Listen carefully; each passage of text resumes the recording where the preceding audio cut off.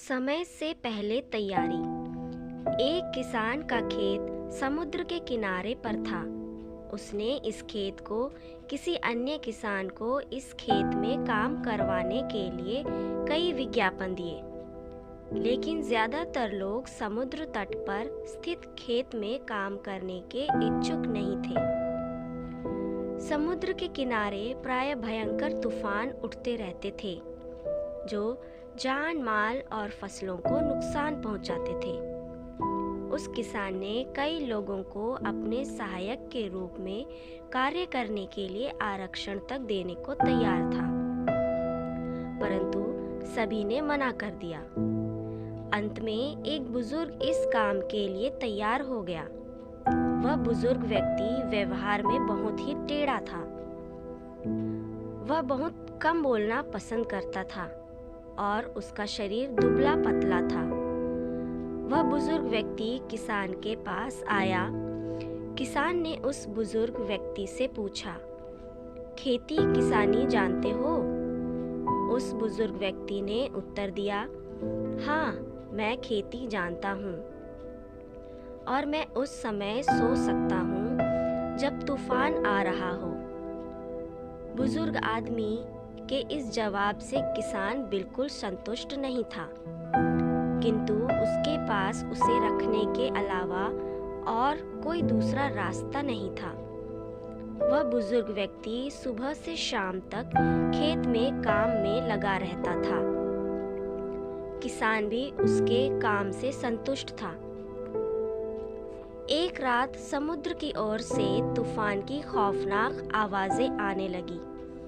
किसान काफी डर गया। किसान अपने बिस्तर से बाहर निकला और अपनी लालटेन को जलाया।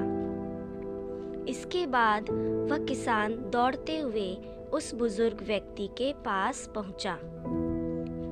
वह किसान बहुत ही नाराज हुआ, यह देखकर कि इतनी तूफान में वह व्यक्ति सो रहा है।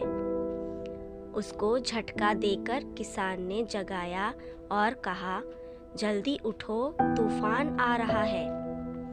सभी चीजों को बांध लो ताकि तूफान उन्हें उड़ा ना सके। उस आदमी ने करवट बदलते हुए कहा, नहीं श्रीमान, मैंने आपसे पहले ही कहा था कि मैं उस समय सो सकता हूँ जब तूफान आ रहा हो। उसने देखा कि खेत की सूखी घास के ढेर तिरपाल से ढके हुए थे।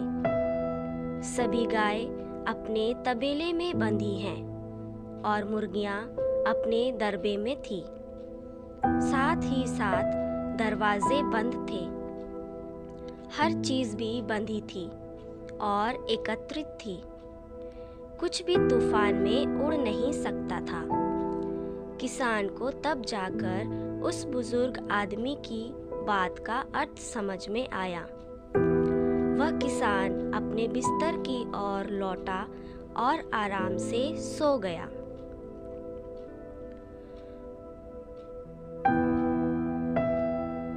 दोस्तों, इस कहानी से हमें यह सीख मिलती है कि हमें अपने काम समय रहते कर लेना चाहिए।